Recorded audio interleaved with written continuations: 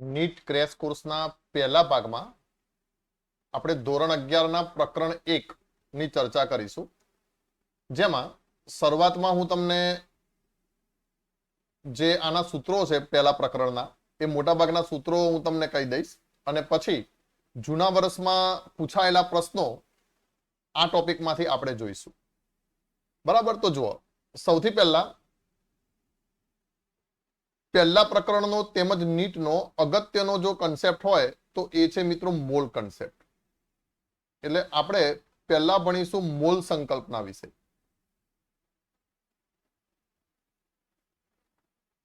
દરેકને મોલ સંકલ્પના આવડવી જ જોઈએ. કેમિસ્ટ્રીનો પણ એ બેઝિક ટોપિક છે.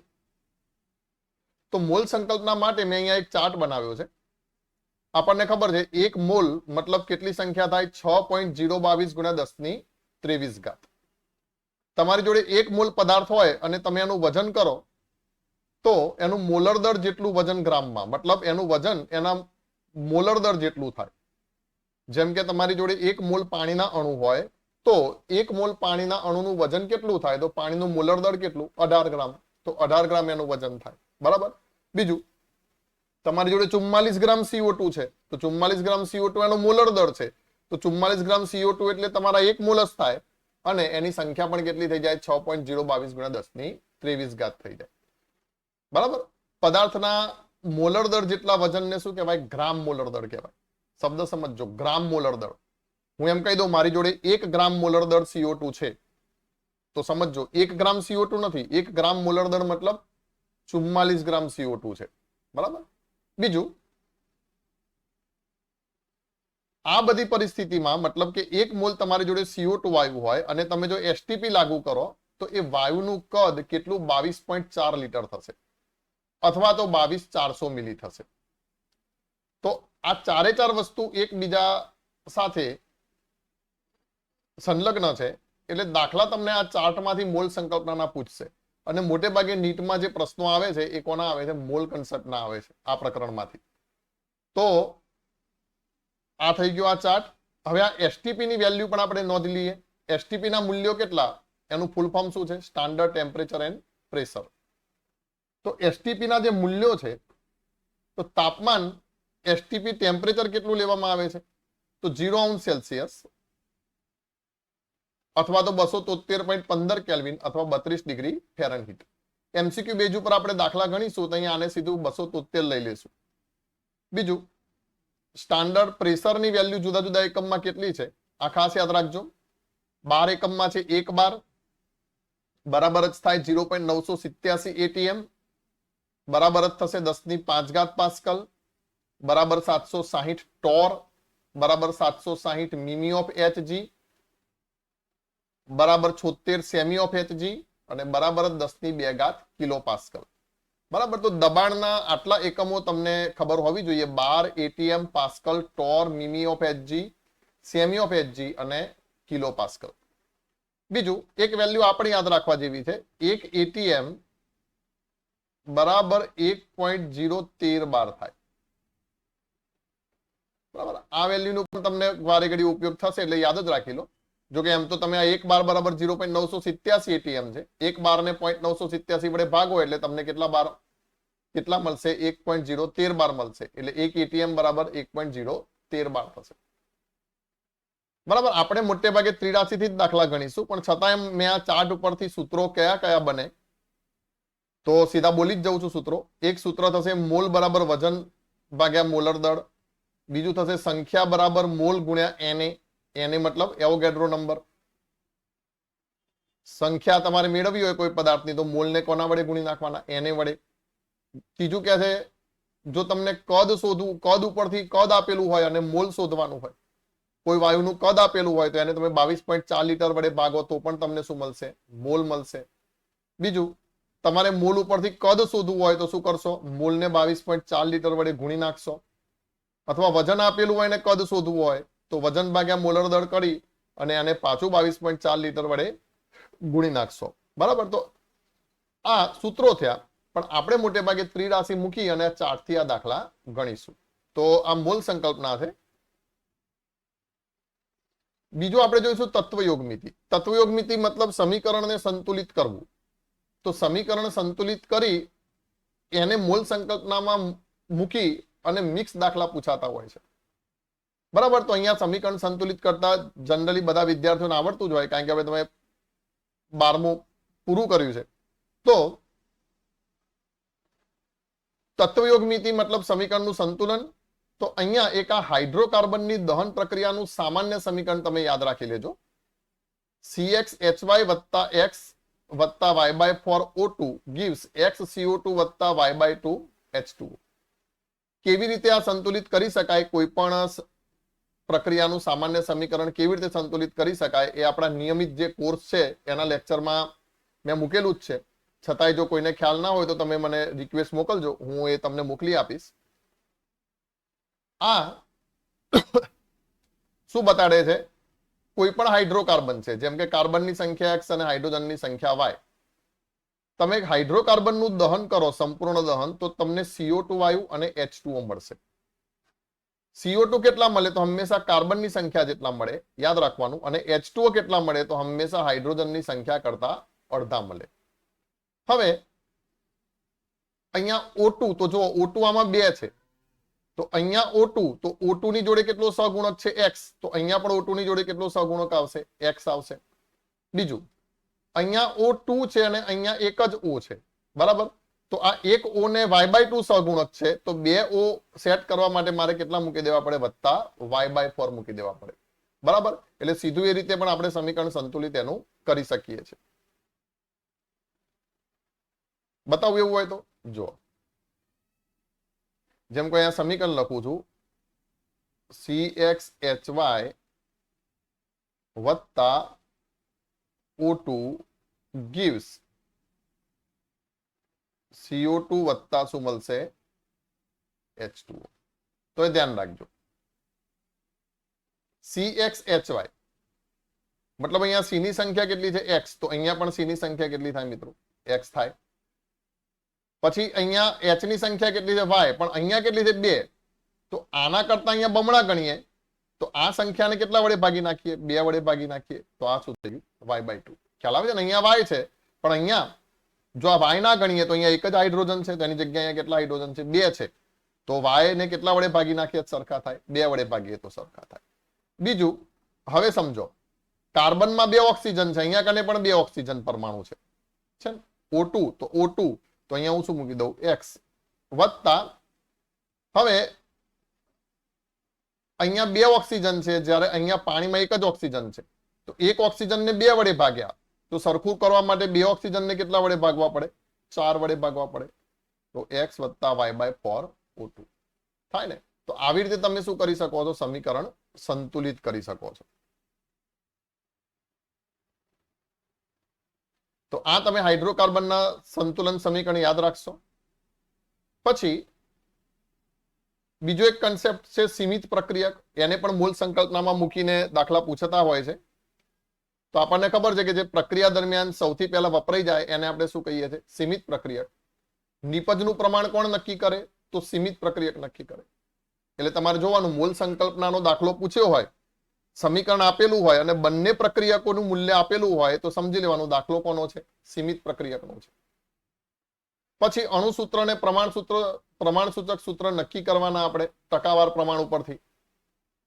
તમને એવી રકમ પૂછશે કે ટકાવાર પ્રમાણ આપેલું હોય, એના ઉપરથી શું અણુસૂત્ર અને પ્રમાણસૂચક સૂત્ર નક્કી કરવા.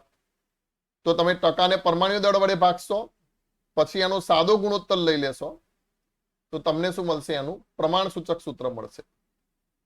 પછી આપેલા મોલર દળને આ સૂત્ર દળ વડે ભાગશો, પ્રમાણસૂચક સૂત્ર ઉપરથી શું મળશે, સૂત્ર દળ.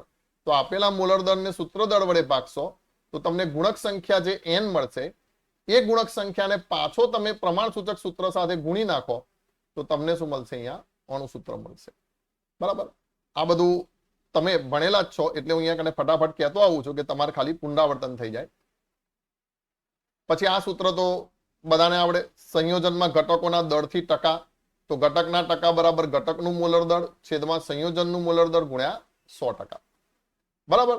તો ક્રેશ કોર્સની દ્રષ્ટિએ તમારે શું કરવાનું છે, આટલા ટોપિક જે છે એ મોસ્ટ આઈએમપી, એ તમને પહેલા પ્રકરણમાંથી આટલા સૂત્રો આવડવા જોઈએ. એક વાત. બીજું, તમે તૈયારી જેવી રીતે કરશો ક્રેશ કોર્સની કે સૌથી પહેલા તમે એ સૂત્રો તૈયાર કર્યા, પછી તમને એનસીઆરટી ની અથવા તો જીએસઈબી ની આપણી જે બુક છે એના પ્રશ્નો જે છે કે જે એમસીક્યુ ટાઈપ, મતલબ નાના નાના પ્રશ્નો કે જેની અંદરથી એમસીક્યુ બની શકે એવા હોય, એવા પ્રશ્નો આપણે ખાસ એના જોઈ લેશું. કારણ કે બુકમાંથી મોટે ભાગે તમને પ્રશ્નો આવશે. તો ઉદાહરણ 11.1.2 મતલબ 11મા ધોરણના પહેલા પ્રકરણનું બીજું ઉદાહરણ, એ જ રીતે ત્રીજું અને ચોથું. સ્વાધ્યાયમાં 11મા ધોરણના પહેલા પ્રકરણનો ત્રીજો, 9મો, 24મો, 28મો, 32મો, 33મો, 34મો અને 35મો આટલા પ્રશ્નો તમે ખાસ જોશો. જે 11મા ધોરણના પહેલા પ્રકરણનું જે સાંદ્રતા છે એને આપણે ક્યાંક અને જોઈન્ટ કરેલું છે તો દ્રાવણો વાળા ચેપ્ટરમાં, બરાબર, કારણ કે એમાં પણ સાંદ્રતા આવવાનું જ છે એટલે આપણે એની અંદર જોઈશું સાંદ્રતા ની બાબતો દ્રાવણો વાળા ચેપ્ટરમાં. તો અહીંયા જૂના વર્ષના મેં પેલા કેટલાક પ્રશ્નો મૂક્યા છે, સાંદ્રતા વાળા નહીં પણ મોલ સંકલ્પનાના. તો અહીંયા કને એક એક પ્રશ્નો હું તમને બતાડું. સૌથી પહેલા તો તમને આ પ્રશ્ન બતાવી દઉં. 1.28 જે છે સ્વાધ્યાયનો છે. તમને મેં કીધું એમ કે મોટે ભાગે પ્રશ્નો જે છે એ સ્વાધ્યાયના કન્સેપ્ટના જ આવે છે, પણ 2020માં નીટ જે 2020 છે એમાં પ્રશ્ન પૂછાયો હતો અને બેઠો સ્વાધ્યાયનો 1.28 જ પૂછાયો હતો. શું કહે છે પ્રશ્ન તો જુઓ.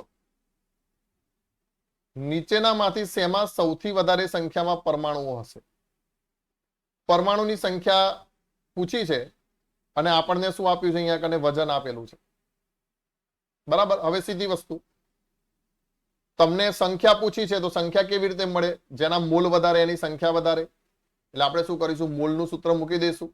તો આપણા જોડે સૂત્ર શું છે? મોલ બરાબર વજન ભાગ્યા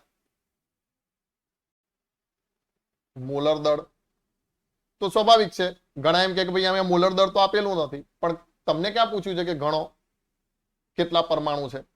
એક સીધી વસ્તુ છે, આ ગુણોત્તર છે. જેનો છેદ મોટો એ ગુણોત્તર કેવો? નાનો, અને જેનો છેદ નાનો એ ગુણોત્તર કેવો? મોટો. તો તમે જોઈ લો, આમાંથી સૌથી ઓછામાં ઓછું જેનું મોલર દળ હોય એની સંખ્યા કેવી હોય? સૌથી વધુ હોય.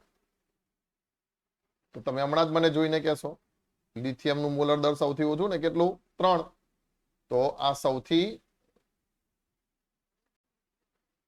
વધુ પરમાણુ હશે, બરાબર. તમને એમ કે સૌથી ઓછા કોનામાં? તો ગોલ્ડમાં. એમાં કેવા હશે? સૌથી ઓછા પરમાણુ હશે.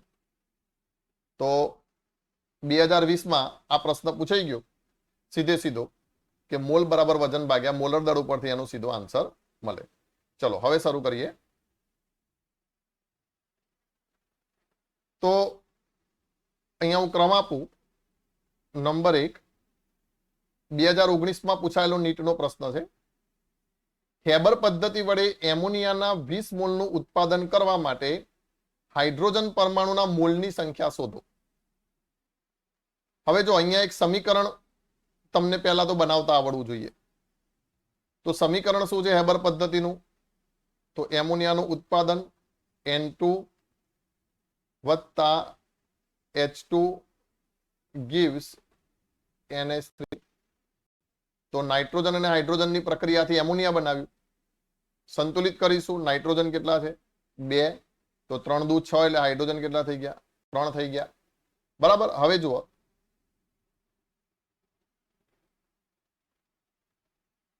હવે એમ કે છે કે 20 મોલનું ઉત્પાદન કરવા તમને અહીંયા મોલ આપેલા છે. આપેલું શું છે? એમોનિયાના મોલ.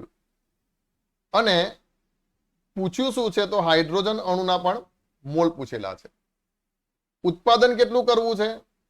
તો તમે તરત જ કહેશો કેટલાનું કરવું છે? 20 મોલનું ઉત્પાદન કરવું છે. તો એના માટે એમ કે છે કે તમને શું પૂછ્યું છે? હાઇડ્રોજનના કેટલા મોલ જરૂરી બનશે, આવું પૂછ્યું છે. તો સ્વાભાવિક છે આપણે ત્રિરાશી મૂકીશું. પેલા સમીકરણમાં જોઈ લો, એમોનિયાના કેટલા મોલ છે? 2 મોલ છે. અને અહીંયા સમીકરણમાં હાઇડ્રોજનના કેટલા મોલ છે? 3 મોલ છે. તો સ્વાભાવિક છે 2 એ 3 2 એ 3 મોલ તો 20 મોલે કેટલા? તો આ 2 ના કેટલા ગણા છે? 10 ગણા. તો અહીંયા આપણો જવાબ કેટલો આવશે? 30 મોલ આન્સર આવશે આપણો. છે ને સિમ્પલ. ત્રિરાશીથી તમારે ગણી નાખવાનું છે. જવાબ શું આવશે? 30 મોલ. મતલબ 2 મોલ એમોનિયા ઉત્પન્ન કરવા માટે 3 મોલ હાઇડ્રોજન જોઈએ, તો 20 મોલ એમોનિયા ઉત્પન્ન કરવા માટે આમથી કરું ને, કેટલા મોલ હાઇડ્રોજન જોઈશે? તો 30 મોલ હાઇડ્રોજન જોઈશે. ક્લિયર? ચલો બીજું જુઓ હવે.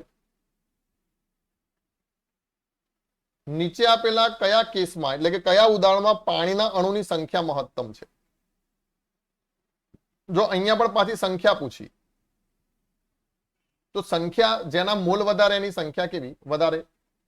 આપણે સીધા પાછા એ કન્સેપ્ટ થી જઈશું. બરાબર? આપણે 2000 માં પૂછાયેલો પ્રશ્ન છે. હું રિવર્સ જઉં છું. 2020, 2019, 2018. બરાબર? એ રીતે આપણે જઈએ છીએ. તો જુઓ, મહત્તમ સંખ્યા. તો અહીંયા પાણીનું 1 ml આપેલું છે, જેમ કે ઓપ્શન નંબર એ જુઓ. તો શું કહેશું? 18 મિલી બરાબર કેટલું પાણી થાય? તો 18 ગ્રામ પાણી જ થાય મિત્રો. ધ્યાન રાખજો. કેમ? કારણ કે પાણીની ઘનતા કેટલી છે? 1 છે. એટલે પાણી માટે તમારે યાદ રાખી લેવાનું, જેટલા મિલી એટલા ગ્રામ અને જેટલા લીટર એટલા કિલોગ્રામ. એમ કહી દઉં 10 લીટર પાણી છે, તો મારી જોડે કેટલું પાણી હશે? 10 કિલોગ્રામ પાણી હશે. તો પહેલાના મોલ કેટલા થશે? તો 18 ભાગ્યા 18 એટલે કેટલા મોલ થઈ જશે? 1 મોલ થઈ જશે. પછી એ જ રીતે ઓપ્શન બી શું કહે છે? તો પાણીના 0.18 ગ્રામ. તો સ્વાભાવિક છે પાછા મોલ કેટલા થઈ જશે? 0.18 ભાગ્યા 18 એટલે પાછા જે મને અહીંયા મોલ મળશે કેટલા મળશે? 0.1 મોલ. પછી સી તો અહીંયા કને ક્લિયર જ છે. સી તો આપી જ દીધેલું છે. કેટલા? 10⁻³ મોલ. અને આ ડી જુઓ, તો મોલ શોધવા છે તો શું કહે છે? 273 અને 1 ATM પર પાણીની બાષ્પના 0.00224 લીટર. તો અહીંયા મોલ માટે શું કરીશ? જે આપેલું છે, કદ આપેલું છે,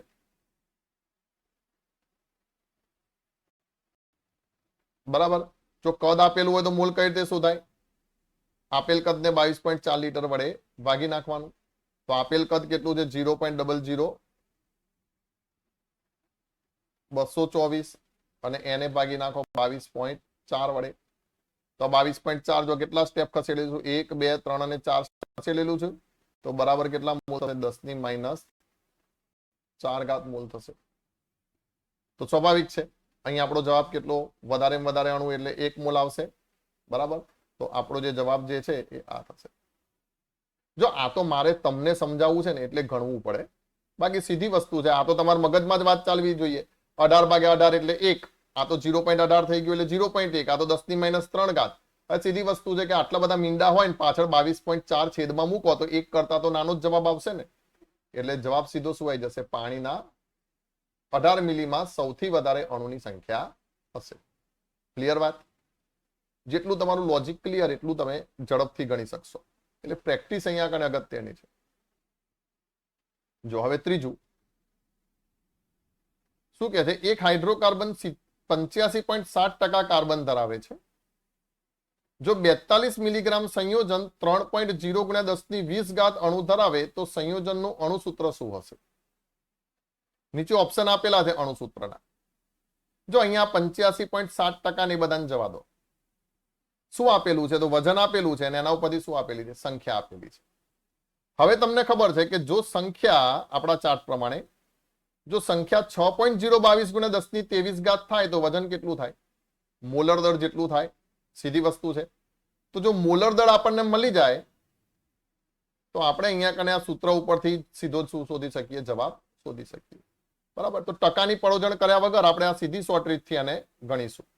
તો પેલા આટલા મિલીગ્રામ એ આટલી સંખ્યા, તો 6.0 અથવા આટલી સંખ્યા એ આટલું મિલીગ્રામ, તો 6.022 એ કેટલા? બરાબર? એટલે આપણે અહીંયા કને સીધી 83 મૂકી દઈએ. 3.01 × 10⁻20 અણુ તો કેટલું વજન છે 42 મિલીગ્રામ, પણ અહીંયા હું વજન ગ્રામમાં મૂકીશ એટલે આટલું દળ થશે અથવા તો વજન. તો therefore 6.022 ગુણ્યા 10⁻23 અણુ તો કેટલા? તો કાં તો તમે ત્રિરાશી મૂકી શકો છો આ રીતે 6.022 ગુણ્યા 10⁻23 ગુણ્યા 42 ગુણ્યા 10⁻³ અને ભાગ્યા 3.011 ગુણ્યા 10⁻20 અને પછી તમને અહીંયા મોલર દળનો જવાબ મળશે. પણ અહીંયા સીધી વસ્તુ જોઈ લો, તમને અહીંયા નીટમાં છે ને કેલ્ક્યુલેટર વાપરવાનું નથી, એટલે તમને આવી રકમ એકદમ ઈઝી આપેલી હશે કે જેથી સીધા બમણા 3 ગણા થતા હોય, છેદ ઉડતા હોય. તો 3.01 ના ડબલ કેટલા થાય? 6.02 થઈ જાય. તો આના બમણા કરો તો 42 ના બમણા પણ કેટલા કરી નાખો? 84 કરી નાખો. બીજું આ 20 ઘાત છે, આ 23 ઘાત છે, તો 23 માંથી 20 જાય એટલે 3 મીંડા થયા. તો 84 ગુણ્યા 10⁻³ ઘાત મિલીગ્રામ થાય, પણ 10⁻³ ઘાત ઉપર જાય તો -3 ને +3 કેન્સલ થઈ ગયા. એટલે અહીંયા સીધો કેટલા આવશે? 84 ગ્રામ આવશે. બરાબર. હવે તમે અહીંયા કને ફટાફટ જોઈ લો ઓપ્શન માંથી કે કોનો 84 ગ્રામ થાય છે. તો જો 12 7 84 વત્તા 24 એટલે 84 તો નથી થતું. 12 દુ 24 વત્તા 6 એટલે 30 જ થાય છે. 12 તેલી 36 36 6 જે હોય 84 તો નથી થતું. 12 6 72 72 ને 10 82 ને 2 84. ક્લિયર વાત? આપણો જવાબ શું આવ્યો? ડી છે ને. ક્રેશ કોર્સ છે આ. તમારી સ્કિલ ડેવલપ થયેલી જ હશે. ફટાફટ કેવી રીતે જવાબ લાવવા એ આપણે જોઈએ છે. એટલે પેલી થિયરીની પડોજણમાં આપણે બહુ નહીં પડીએ, સીધી શોર્ટ રીત કેમ કરીને જવાબ લાવી દેશું. બરાબર. તો આ ત્રીજું થયું. એ જ રીતે ચોથું જુઓ શું કહે છે? વાયુના એક મિશ્રણમાં H2 અને O2 નું પ્રમાણ 1/4 W/W ગુણોત્તરમાં છે. મતલબ જે પ્રમાણ આપેલું છે મિત્રો, એક શેનાથી આપેલું છે? દળથી પ્રમાણ આપેલું છે. તો મિશ્રણમાં આ બે વાયુના મોલર ગુણોત્તર શું થશે? બોલો, ખ્યાલ આવી જ જાય ને ડાયરેક્ટ જ. દળ આપેલું છે, મોલ શોધવાના છે, તો મોલ બરાબર વજન ભાગ્યા મોલર દળ. તો જુઓ પહેલા કયા કયા પદાર્થો આપણને આપેલા છે? તો H2 જેમ O2. બરાબર. હવે અહીંયા દળથી પ્રમાણ કેટલું આપેલું છે? તો દળથી પ્રમાણ આપેલું છે 1/4. તો 1/4. તો મોલથી પ્રમાણ કેટલું થાય? તો વજન ભાગ્યા મોલર દળ થશે. તો વજન 1, મોલર દળ કેટલું? 2. વજન 4, મોલર દળ કેટલું? તો 32. બરાબર. ઓક્સિજનનું 16 એટલે 16 દુ 32. હવે શું કરીશું? તો જુઓ, આમામ છેદ ઉડે ને આમામ છેદ ઉડે, એ સીધું યાદ રાખી લેજો આ બધા ગુણોત્તરમાં. તો આ કેટલા થઈ ગયા? 16 દુ 32. આ કેટલા થઈ ગયા? 4 ચોક 16. તો therefore આ પ્રમાણ કેટલું થઈ ગયું? 4 એકા 4 અને જેમ આ 1. મારો ફોટો વચ્ચે વિડીયો વચ્ચે નથી આવતો? હા. તો આ 4/1 છે. 4/1 હોય જ ને ભાઈ, કેમ ના હોય? તો આ 4/1. તો આપણો ચોથો દાખલો થયો. દળના ગુણોત્તર ઉપરથી આપણે મોલ ગુણોત્તર શોધ્યો. હવે આ જુઓ શું કહે છે? જ્યારે STPA 22.4 લીટર H2 અને 11.2 લીટર Cl2 સાથે મિશ્ર કરવામાં આવે ત્યારે ઉત્પન્ન થયેલા HCl ના મોલ ગણો. કયા નંબરનો દાખલો છે? 5મો. અહીંયા લખું છું નંબર 5. શું કહે છે? 22.4 લીટર H2 અને 11.2 લીટર Cl2 મિક્સ કરવામાં આવ્યા. તો પહેલા તો આપણે સમીકરણ બનાવીએ. H2 વત્તા Cl2 gives 2HCl. હવે ધ્યાન રાખજો, અહીંયા બંને પ્રક્રિયકો આપેલા છે એટલે દાખલો સીમિત પ્રક્રિયકનો હોઈ શકે છે. બરાબર. દાખલો સીમિત પ્રક્રિયકનો હોઈ શકે છે. તો જુઓ અહીંયા સમજો, આનાય 1 મોલ છે ને આનાય 1 મોલ છે. 22.4 લીટર H2 પેલા સમજો, સીમિત પ્રક્રિયકનો હોય ને તો પ્રક્રિયકથી પ્રક્રિયક ત્રિરાશી મૂકવાની, અને સીમિત પ્રક્રિયક શોધી નાખવાનો. તો જુઓ અહીંયા 1 મોલ એટલે કેટલા? 22.4 લીટર H2. તો પ્રક્રિયા કેટલા જોડે કરે? 22.4 લીટર Cl2 જોડે કરે. બરાબર. પણ આપેલ Cl2 કેટલા છે? 11.2 લીટર છે. Therefore Cl2 સીમિત પ્રક્રિયક છે.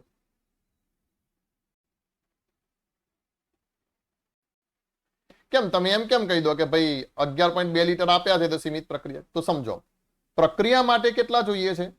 સમીકરણ અનુસાર કેટલા જોઈએ છે? તો 22.4 જોઈએ છે, કારણ કે આના 1 મોલ ને આના 1 મોલ અને આના 2 મોલ થઈ ગયું આ સંતુલિત.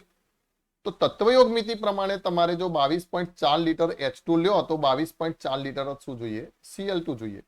પણ અહીં આપેલું પ્રમાણ કેવું છે? ઓછું છે. જો આપેલું પ્રમાણ ઓછું હોય તો Cl2 સીમિત પ્રક્રિયક બન્યો. પણ જો Cl2 નું પ્રમાણ જો વધારે આપ્યું હોત, માની લો કે 40 લીટર આપી દીધું હોત, તો સીમિત પ્રક્રિયક કોણ બની જાત? H2 બની જાત. બરાબર. તો જેનું પ્રમાણ ઓછું અને જે જલ્દીથી વપરાઈ જાય તત્વયોગ મિતિ અનુસાર, તો એ શું બનશે? સીમિત પ્રક્રિયક બનશે. ક્લિયર વાત? હવે નિપજ કોણ નક્કી કરે? તો સીમિત પ્રક્રિયક નક્કી કરે. તો જુઓ અહીંયા મોલ આપેલા છે. જવાબમાં તમારે જોઈ લેવાનું કે શું આપેલું છે? મોલ. તો અહીંયા HCl ના કેટલા મોલ છે? 2 મોલ છે. બરાબર. તો હવે અહીંથી 83 મૂકીશું એટલે આપણે સીધું આવું કહીશું કે 22.4 લીટર Cl2 હોય તો 2 મોલ HCl બને. પણ આપણી જોડે કેટલા છે? તો 11.2 લીટર Cl2 છે. તો 22.4 ના અડધા 11.2 આવી ગયું. તમારે છેદ ઉડાડવા માટે કેલ્ક્યુલેટરની જરૂર પડે ને એવું કશું આવશે જ નહીં આની અંદર. તો જવાબ શું આવશે? 1 મોલ HCl. થઈ ગયો આપણો જવાબ. તો આવી રહ્યો 1 મોલ HCl. જો હવે આ એક દાખલો જોઈએ. શું કહે છે? 1 ગ્રામ મેગ્નેશિયમનું 0.56 ગ્રામ O2 સાથે બંધ પાત્રમાં દહન કરવામાં આવે છે. કયો પ્રક્રિયક વધશે અને કેટલો? અહીંયા શું કહે છે? કયો પ્રક્રિયક વધશે? મતલબ લિમિટિંગ રિએજન્ટ, સીમિત પ્રક્રિયકનો દાખલો છે. બંને પ્રક્રિયકનું પ્રમાણ આપ્યું છે. કોણ વહેલો વપરાઈ જશે? તો સીમિત પ્રક્રિયક વહેલો વપરાઈ જશે ને વધશે કયો અને એનું પ્રમાણ આપણે શોધવાનું છે. તો જો શું આપેલું છે? તો મેગ્નેશિયમનો 1 ગ્રામ અને O2 નો 1 ગ્રામ આપેલો છે. તો પહેલા સમીકરણ લખીએ. તો સમીકરણ શું કહેશું? Mg વત્તા O2 gives MgO, magnesium oxide બને. હવે અહીંયા 2 O છે એટલે સહગુણક અહીંયા 2 કરી દઉં તો Mg પણ કેટલા થઈ જશે? 2 થઈ જશે. બીજું, ગ્રામથી ગ્રામ આપણે 83 મૂકવાની છે એટલે સમીકરણમાં પણ શું મૂકી દઈએ? પહેલા ગ્રામ મૂકી દઈએ. જેમ કે મેગ્નેશિયમનો પરમાણુ ભાર કેટલો? પરમાણુ ક્રમાંક 12 એટલે પરમાણુ દળાંક કેટલો થઈ જશે? 24 થઈ જશે. તો આ કેટલા થઈ જશે? 48 ગ્રામ થઈ જશે. બરાબર ને? 1 મોલ એટલે 24 ગ્રામ, તો 2 મોલ કેટલા? 48 ગ્રામ. તો 48 ગ્રામ Mg એ 16 ગ્રામ O2 જોડે પ્રક્રિયા કરે છે. તો therefore આપણને કેટલા Mg આપેલા છે? તો 1 ગ્રામ Mg એ કેટલા ગ્રામ O2 જોડે પ્રક્રિયા કરે? તો 1 ગુણ્યા 32 અને છેદમાં પાછા 48. તો 32 અને 48 એટલે લસા કેટલો? 16 થશે ને? તો જેમ કે 16 દુ 32 અને 16 તેરી 48. તો 2/3 થયા. તો બરાબર 2/3 એટલે મને અહીંયા કને મળશે 0.666 એટલે કેટલો થશે? 0.67. તો આ વાક્ય શું થયું? તો 0.67 ગ્રામ O2 સાથે પ્રક્રિયા કરે.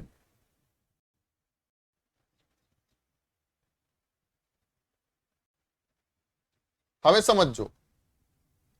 એમ કહે છે કે જો 1 ગ્રામ Mg હોય તો સામે મને O2 કેટલો જોઈશે? 0.67 ગ્રામ જોઈશે. પણ આપેલ O2 કેટલો છે? 0.56 છે. એટલે હું લખીશ પણ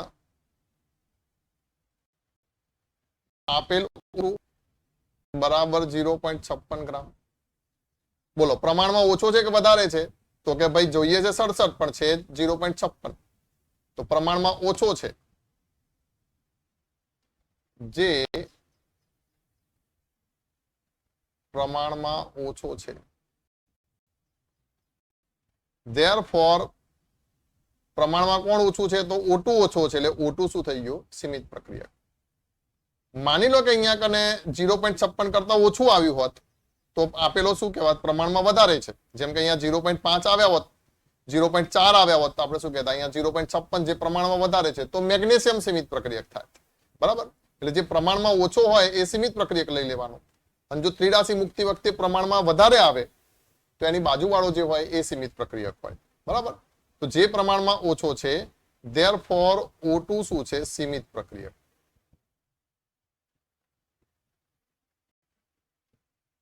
તો નિપજનું પ્રમાણ O2 નક્કી કરશે, પણ અહીંયા નિપજ નથી કીધી. જુઓ અહીંયા એમ કીધું છે કે પ્રક્રિયા દરમિયાન કોણ વહેલો વપરાઈ જશે, કયો વધશે?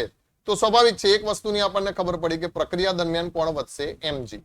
તો mg ના તો બે ઓપ્શન આપેલા છે, પણ એમ પૂછ્યું છે કે કેટલો વધશે. તો આપણે શું કરવું પડશે? આનાથી આની પાછી ઊંધી ત્રિડાસી મૂકવી પડશે. તો જોજો હવે તો O2 કેટલો છે? 32 ગ્રામ O2 48 ગ્રામ mg સાથે પ્રક્રિયા કરે. તો ધેરફોર અહીંયા આપેલો O2 કેટલો છે? 0.56. તો શું કહેશું? 0.56 ગ્રામ O2 જે છે એ કેટલા સાથે પ્રક્રિયા કરે? તો 48 ગુણ્યા 0.56 અને છેદમાં પાછા કેટલા થશે? 32. તો 16 દુ 32, 16 તેરી 48. વળી પાછા અહીંયા કને બે છેદ ઉડાડું તો 0.56 છે, તો 56 ના અડધા એટલે 28 દુ 56, એટલે 28 થઈ ગયા. તો બરાબર કેટલા થશે? 0.28. બરાબર? પોઈન્ટ છે ને, તો 3 ગુણ્યા 0.28 એટલે બરાબર 30 તેરી 90 થશે, અને 28 તેરી 90 માંથી 6 બાદ કરી લે કેટલા થઈ જશે? 84 ગ્રામ થઈ જશે. 0.28 એટલે કેટલા ગ્રામ થઈ જશે? 0.84 ગ્રામ થશે. બરાબર? ધ્યાન રાખજો. 28 તેરી 84 ને, પણ આ તો કેટલા છે? 0.28 છે, એટલે કેટલા થઈ જશે? 0.84 ગ્રામ. બરાબર? તો શું કહેશું? 0.84 ગ્રામ mg સાથે પ્રક્રિયા કરે. આ વસ્તુ યાદ રાખો, મતલબ mg કેટલો વપરાય? 0.84 ગ્રામ વપરાય, પણ mg આપેલો કેટલો છે? 1 ગ્રામ છે. એટલે અહીંયા શું કહી દેશું? ધેરફોર વધેલો mg બરાબર 1 માઇનસ 0.84. તો 1 માંથી આપણે 80 બાદ કરીએ 0.20 અને પાછા બીજા 4 બાદ કરીએ એટલે કેટલા થઈ જશે? 0.16 ગ્રામ mg વધે. તો આ થયો આપણો જવાબ. mg કેટલો વધશે? 0.16 ગ્રામ. આઈડિયો. બરાબર? 0.16 ગ્રામ mg. ખબર પડી? જો સૌથી પહેલા સીમિત પ્રક્રિયક જોયો, ફરીથી પાછો સીમિત પ્રક્રિયકની ત્રિડાસી મૂકી. જેમ કે સીમિત પ્રક્રિયક નક્કી કર્યો, O2 મળ્યો, પાછી O2 ની ઊંધેથી ત્રિડાસી મૂકી. તો આપણને એમ કીધું કે ભાઈ આ પહેલો વપરાઈ જશે, પણ આ કેટલા જોડે પ્રક્રિયા કરીને વપરાશે? તો માત્ર 0.84 ગ્રામ જોડે. તો વધી કેટલો જશે? તો 1 માંથી 0.84 બાદ કર્યા એટલે આપણને કેટલા મળ્યા? 0.16 ગ્રામ mg મળ્યા છે ને.